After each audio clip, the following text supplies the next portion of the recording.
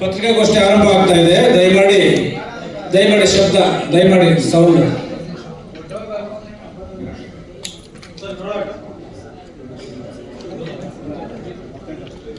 ಮಾನ್ಯ ಎಲ್ಲ ಪತ್ರಕರ್ತ ವಿಕಾಸಶೀಲ,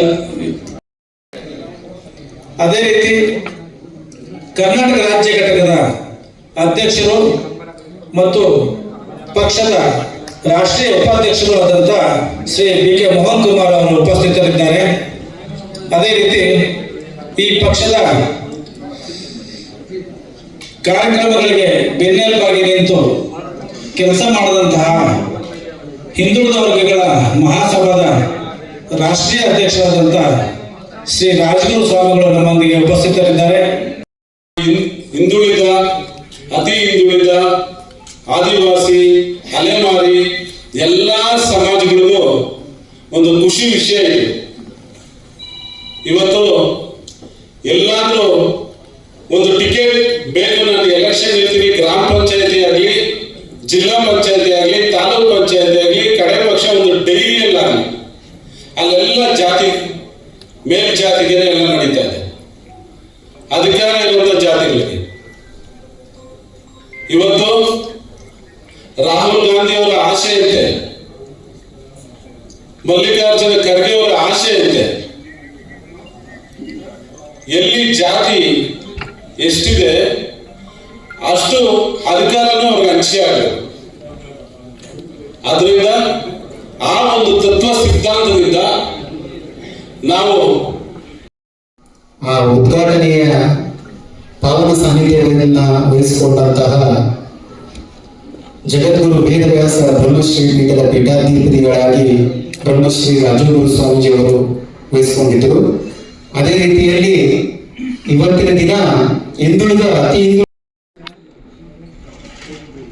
ಸಮುದಾಯ ಎಲ್ಲರಿಂದಲೂ ತುಳಿತಕ್ಕೊಳಗಾಗಿರುವಂಥದ್ದು.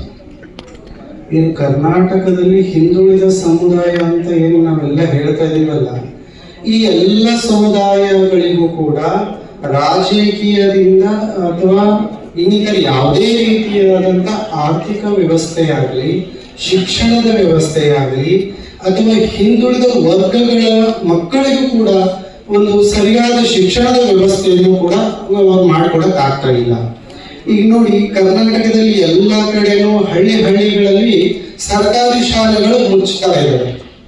ಬಡವರಿಗೆ ಸರ್ಕಾರಿ ಶಾಲೆ ಹೊರತುಪಡಿಸಿ ಬೇರೆ ಇನ್ಯಾವ ಶಾಲೆಗಳು ಓದಿಸುವಷ್ಟು ಕೆಪಾಸಿಟಿ ಇಲ್ಲ.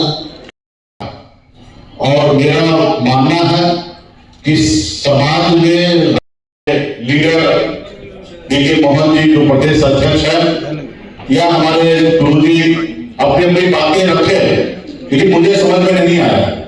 लेकिन मेरा दिल जो है ना, वो दिल में एक अलग छाप आया, दिल को एहसास दिलाया कि ये अधिकार के लिए लड़ाई लड़ रहे हैं। हम भाषा को सीख सकते हैं, लेकिन ಇವತ್ತು ನಾವು BJP ಪಕ್ಷನ ಅತಿ ಹಿಂದುಳಿದ ಮತ್ತು ಆದಿವಾಸಿ ಅಲೆಮಾರಿ ಜನಾಂಗಗಳ ಉದ್ಧಾರಕ್ಕೋಸ್ಕರ, ಕಲ್ಯಾಣಕ್ಕೋಸ್ಕರ ನಾವು ತಗೊಂಡಿದ್ದೀವಿ. ನಾವು ಗಂಗಾಪುತ್ರರು, ಅಂಬಿಗರು. ನಾವು ಇವತ್ತು ನಮ್ಮ ನೇತಾಜಿ ಹೇಳಿದಾಗೆ ಇಡೀ ದೇಶದಲ್ಲಿ 22 ಕೋಟಿ ಜನ ಇದ್ದೀವಿ. ಕರ್ನಾಟಕದಲ್ಲಿ 24 ಡಿಸ್ಟಿಕಲ್ಲಿ ನಾವಿದ್ದೀವಿ. 115 ತಾಲೂಕಲ್ಲಿ ನಾವು ಪ್ರಬಲರಾಗಿದ್ದೀವಿ. ಅದರಲ್ಲಿ 70ರಿಂದ 75 ಕ್ಷೇತ್ರಗಳಲ್ಲಿ ನಾವು ಸ್ವತಂತ್ರವಾಗಿ ಸ್ಪರ್ಧೆ ಮಾಡ್ಬೋದು, ಯಾರನ್ನಾದ್ರೂ ಗೆಲ್ಲಿಸ್ಬೋದು, ಯಾರನ್ನಾದ್ರೂ ಸೋಲಿಸೋ ಕೆಪಾಸಿಟಿ ನಮಗಿದೆ. ಆದರೆ ರಾಜಕೀಯವಾಗಿ ನಮಗೆ, ಶೈಕ್ಷಣಿಕವಾಗಿ, ಆರ್ಥಿಕವಾಗಿ, ಸಾಮಾಜಿಕವಾಗಿ ನಮಗೆ ಶೂನ್ಯ ಸಿಕ್ಕಿದೆ ಮೂರು ಪಕ್ಷಗಳಿಂದ. ಅದಕ್ಕೋಸ್ಕರ ಯಾರೋ ನಮ್ಮ ಸಮಾಜದ ಒಬ್ಬರಿಗೆ ಏನು ಕೂಗುಗೆ ತುಪ್ಪ ಸುರಿದಾಗ ಒಬ್ಬರಿಗೆ ಯಾರಿಗೂ ಒಂದು ಅಧಿಕಾರ ಕೊಟ್ಟು ನಿಮ್ಮ ಸಮಾಜಕ್ಕೆ ಮಾಡಿದ್ದೀವಿ ಅಂತ ಹೇಳ್ತಾರೆ. ನಾವು ಕೇಳ್ತಿದ್ರು, ನಮ್ಮ ಸಮಾಜ ಎಷ್ಟಿದೆ, ನಮ್ಮ ಸಮಾಜಕ್ಕೆ ಅದಕ್ಕೆ ಅನುಗುಣವಾಗಿ, ನಮ್ಮ ಪಾಪ್ಯುಲೇಷನ್ ಅನುಗುಣವಾಗಿ ನಮ್ಗೆ ಅಧಿಕಾರ ಬೇಕು. ಅದ್ರ ಜೊತೆಯಲ್ಲಿ ನಮಗೆ ST ಬೇಕು. ಈಗ ನಾವು ಟ್ರೈಬಲ್ಸ್, ಹೇಗೆ ನೀವು ನಾಯಕರಿಗೆ ನೀವು ಕೊಟ್ಟಿದ್ದೀರಿ, ಅದೇ ರೀತಿ ನಮಗೂ ಕೊಡಿ. ನಾವು ಜಲ ಬೇಟೆಗಾರರು, ಅವರು ನೆಲ ಬೇಟೆಗಾರರು. ಹಾಗಾಗಿ ನಾವು ಈ ಒಂದು ದೇಶಕ್ಕೆ, ಈ ಒಂದು ಸಮಾಜಕ್ಕೆ ನಾವು ಮಹಾಭಾರತನೂ ಕೊಟ್ಟಿದ್ವಿ, ರಾಮಾಯಣನೂ ಕೊಟ್ಟಿದ್ವಿ. ಅಂಥ ಒಂದು ಸಮಾಜನ ವೇದವ್ಯಾಸ ಕೊಟ್ಟಂಥ ಒಂದು ಸಮಾಜ, ಗಂಗಾತಾಯಿ, ಭೀಷ್ಮ ಹುಟ್ಟಂಥ ಒಂದು ಸಮಾಜ ಇವತ್ತು ತುಂಬ ಕೆಳಗಡೆ ಬಂದಿದೆ. ಅದ್ರ ಜೊತೆಯಲ್ಲಿ ಅತಿ ಹಿಂದುಳಿದ ವರ್ಗಗಳ ಸಮಾಜಗಳು ಸಹ ಇವತ್ತು ಯಾವುದೇ ಜೋಗಿ ಇರ್ಬೋದು, ಅಂತ್ಯಜೋಗಿ ಇರ್ಬೋದು, ಜಂಗಮರು ಇರ್ಬೋದು, ಮತ್ತು ಒಂದು ಏನು ಎಳೂರು ಇರ್ಬೋದು, ವಿಶ್ವಕರ್ಮ ಸಮಾಜ ಇರ್ಬೋದು, ಎಲ್ಲ ಸಮಾಜಗಳಿಗೂ ಅನ್ಯಾಯ ಆಗಿದೆ. ಆದ್ದರಿಂದ ನಾವು ಈ ಪಕ್ಷ ತಂದಿದ್ದೀವಿ. ನಾಳೆ ಈ ಒಂದು ಪಕ್ಷದ ಸಿಂಬಲಿಂದ, ಈ ಒಂದು ಪಕ್ಷದ ವೇದಿಕೆಯಿಂದ ಅನೇಕ ಹಿಂದುಳಿದ ವರ್ಗಗಳ ಜನಕ್ಕೆ ಅಧಿಕಾರ ಕೊಡುವಂಥ ದೊಡ್ಡ ಧ್ವನಿ ಆಗುತ್ತೆ ಅಂತೇಳಿ ನಾನು ಇಲ್ಲಿ ಹೇಳಕ್ಕೆ का लॉन्च हुआ। बीके मोहन जी के नेतृत्व में हमने पार्टी को लॉन्च किया है। आज इनके नेतृत्व में आने वाले समय में मैं चाहूँगा कि प्रदेश कमेटी, जिला committee, block committee, panchayat committee और बूथ कमेटी पे हम लोग काम करेंगे। हमारे जो विचार है जिसमें सभी जाति, सभी धर्म को एक साथ लेके चलने का, खास करके वो समाज जो दबे कुचले समाज है, जो मुख्य धारा से नहीं जुड़े हैं, ऐसे समाज के अधिकार के लिए हम लोग लड़ाई लड़े। मैं खुद एक फिशरमैन कम्युनिटी से आता हूँ, मछुआरा समाज से आता हूँ, और बिहार में हमने अपने समाज का अधिकार दिलाने के लिए हमने पार्टी बनाया, और वो पार्टी आज देश भर में हमारी पार्टी, हमारी पहचान पहुँच रही है।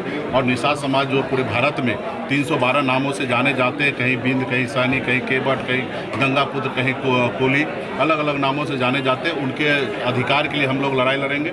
क्योंकि देश में कहीं निषाद समाज जो है एससी में है, कहीं एसटी में है, कहीं ओबीसी में है, लेकिन मेरा मानना है कि देश एक है, संविधान एक है, देश के प्रधानमंत्री एक है, तो इस समाज के साथ अन्याय नहीं होना चाहिए। इनको हर जगह पे एससी का आरक्षण मिलना चाहिए, और इस लड़ाई को हम लोग बिहार में लड़ाई लड़ रहे हैं। और आने वाले समय में दिल्ली में हमारी अपनी आने वाले समय में पकड़ हो, इसके लिए अलग अलग प्रदेश में हम अपने संगठन को खड़ा कर रहे हैं, ताकि ज़्यादा से ज़्यादा भविष्य में हमारे सांसद जीत के जाएँ, ताकि दिल्ली में जब जो भी सरकार हो, निश्चित तौर पर आने वाले समय में निषाद समुदाय, फिशरमैन समाज को उनके उचित जो आरक्षण का लाभ है वो आने वाले समय में दे। पार्टी को एक ही जाति और एक धर्म के नहीं होता, पार्टी जो है वो हमेशा सभी जाति, सभी वर्ग, सभी धर्म के लोगों के लिए होता है, और पार्टी किसी एक व्यक्ति के लिए नहीं काम करता, सभी वर्ग के लिए काम करते। तो आने वाले समय में हमारी पार्टी का, भले हम फिशरमैन मछुआरा समाज से आते हैं, लेकिन हमारी जो सोच है कि गरीब को हमेशा कल्याण मिलना होना चाहिए, उनके अधिकार के रक्षा होना चाहिए। तो आने वाले समय में सभी वर्ग के लोगों के लिए हम लोग काम करेंगे, और प्रदेश में जो भी समस्या है उसको लेके अलग से एक मैनिफेस्टो बनेंगे। यहाँ पे हमारी कमेटी लोगों के बाद जो ज़रूरतें हैं, जो समस्या है, उनको लेके हम लोग मैनिफेस्टो बनाएंगे। यहाँ का लीडरशिप ही निर्णय लेंगे कि यहाँ पे हमें कैसे विचार को, कैसे काम हमें करना है। और सेंट्रल राज्य लीडर का एक ही सोच होता है कि गरीब लोगों का हमेशा कल्याण हो, तो उसको लेके हम लोग आज प्रदेश में काम करेंगे।